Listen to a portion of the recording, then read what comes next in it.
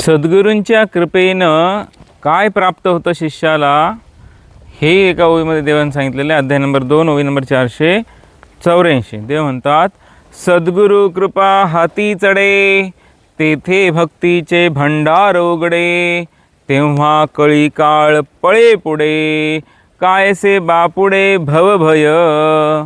सद्गुरु कृपेने 3 गोष्टी होत आहेत या ठिकाणी, ते देवाने सांगितलेले आहेत.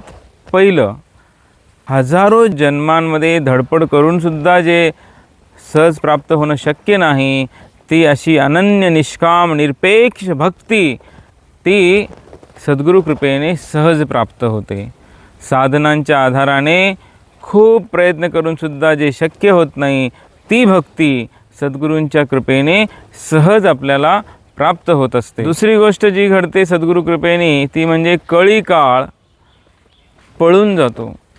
कळी काळ म्हणजे षड्विकार, अधर्म, विषयांची आसक्ती, मोह, क्रोध, लोभ हे सर्व अंधकार सद्गुरूंच्या कृपेने उजळलेल्या अंतःकरणामध्ये टिकतच नाहीत. जिथे दिवा लावतो तिथे अंधार राहू शकत नाही.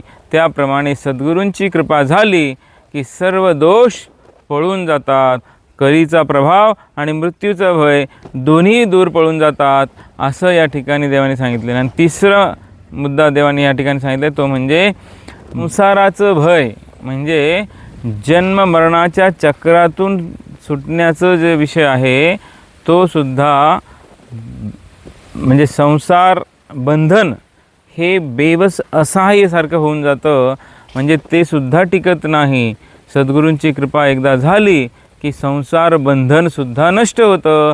जन्म मृत्यू जरा रोगे हे जे चक्र आहे ते चक्रही नष्ट होऊन जातं, असं देव या ठिकाणी सांगत आहे. म्हणून सद्गुरूंच्या कृपेने अत्यंत दुर्लभ अशा भक्तीची प्राप्ती होते. दुसरं देवाने सांगितलेलं की कळी काळ यांचा प्रभाव नष्ट होऊन जातो, तेही दूर पळून जातात. आणि तिसरं, संसाराचं भय म्हणजे जन्ममरणाचं चक्र ते सुद्धा तुटून जातं. अशा प्रकारे अत्यंत महान अशी प्राप्ती सद्गुरूंच्या कृपेने शिष्याला होत असते.